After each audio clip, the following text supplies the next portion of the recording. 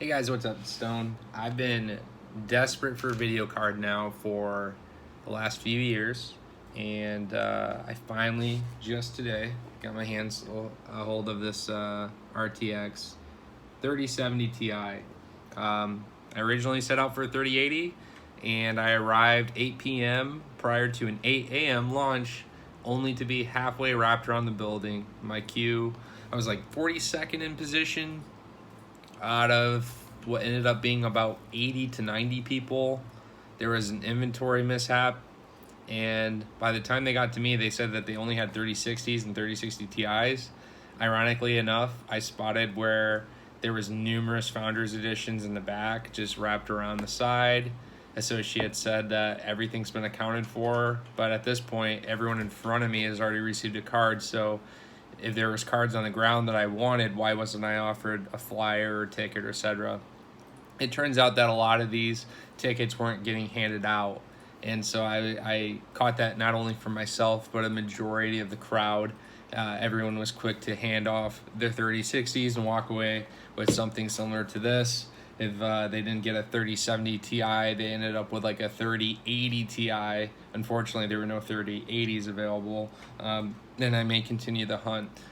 In the meantime, I just ran a quick Diablo 2 remastered, resurrected gameplay tests. I had everything on Ultra on my GTX 970, and without streaming, I would peak down to about 30 FPS during Hell Cows, and doing massive just corpse explosions and sentries and just my lightning traps everywhere. It was just about 30 FPS. Firing up the stream, I'd dip into the 20s. So I'm excited to throw this in, although I'm only at 1080p still. The goal is to have this card eventually run a monitor at 1440, and obviously get to explore other games that I haven't been able to play. So even though we're playing another old school remaster, I came from WoW Classic to now yet another older legacy game, just kind of reskinned. There's just an abundance of games I've been wanting to jump in, and Steam and various other games I just want to play that I've not been able to do so with the 970s. So going from 4 gigabytes of just the CUDA core comparison is literally going to get dwarfed. I'm going to multiply the performance with this upgrade. So yeah, I just figured I'd do the unboxing real quick and let you guys know. Also worth mentioning, my PC is pretty much ready to go otherwise. I just in this last year switched out my 4770K i7, so it's 4th gen i7, with the 3900X Ryzen, which is 18 thread CPU at 4.2 gigahertz. I then was able to go up to DDR4 RAM instead of DDR3, and that's at 3200 megahertz.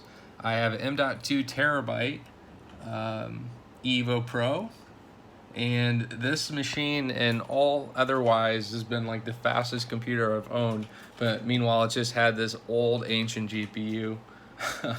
So yup, pretty excited for this upgrade. I think it's going to complete the system. If I end up getting a 3080 suite, I'll probably end up selling this one off, but otherwise I'm more than happy to know that dollar for dollar, pound for pound, nothing in Nvidia's history has compared to performance to cost as what we received today. So I can't be too greedy. At the end of the day, even though I set out for something different, I still walk away with an amazing card.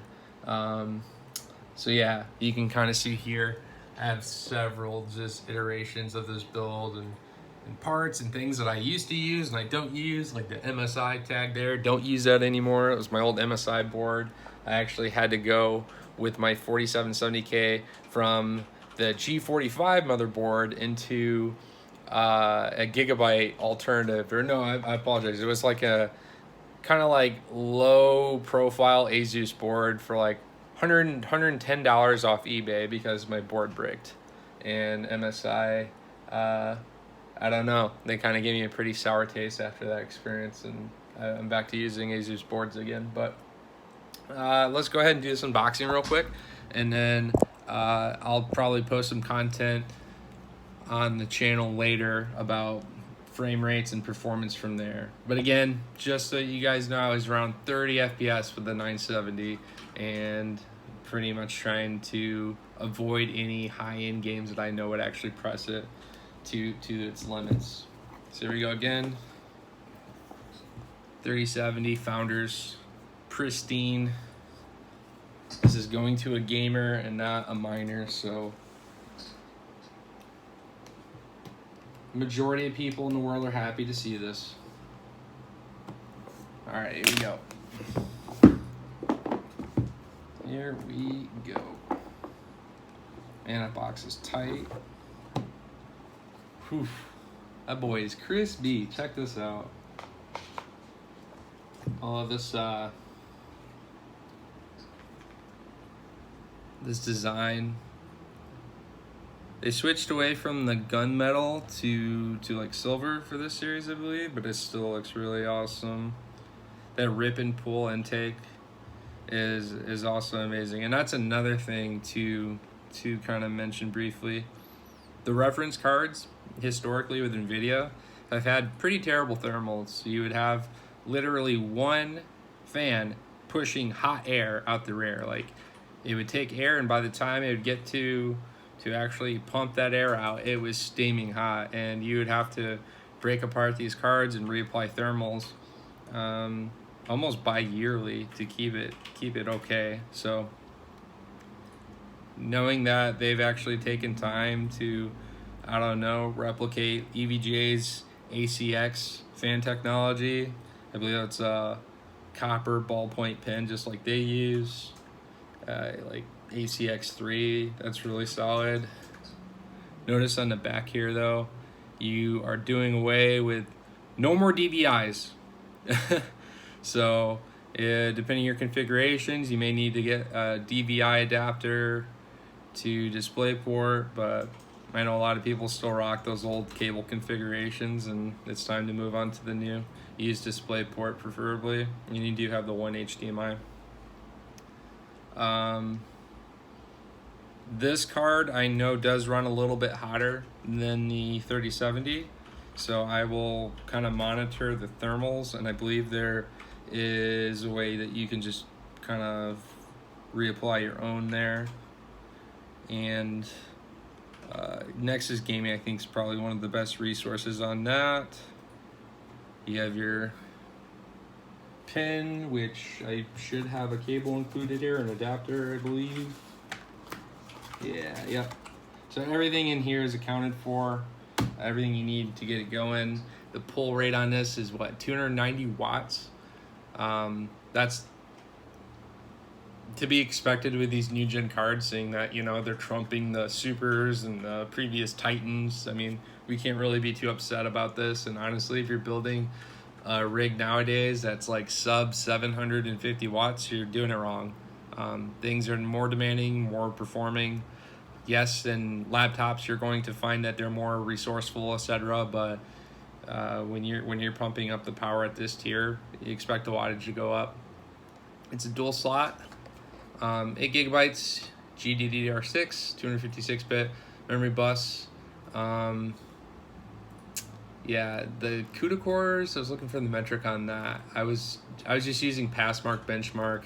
So obviously better than a 3070, not much, not as close to a 3080. So it's closer to the 3070 than it is closer to the 3080. But that's why if you are seeking these drops, you need to be there days prior, because they also don't even manufacture as many 3080s, just because dollar for dollar, pound for pound, they are the most bang for performance. I think I saw some resources saying that 3060 Ti Founders is like dollar for dollar, pound for pound for being a $400 GPU, like the best budget. But when you go 3900 Ryzen 3900X, and as much as you've done like to my system, you know, I want to push for high-end 1440 and potentially 4K. So that's why I found myself more in the 70, if not 80 tier. And without really justifying the extra $600, I was pretty happy to walk away with this guy today. So without further ado, I'm gonna slap this guy in, and you guys look forward to some awesome content coming your way with this. Thanks for hanging out. If you have questions, comments below, let me know. I also have this GTX 970 that I may consider putting into my other rig and running more as like a Plex or Steam machine. But depending the response to this video, if I get enough likes, hits, everything else, I may even consider doing a giveaway just because the cards are so tight and hard to get a hold of at this time. So, all right, thanks.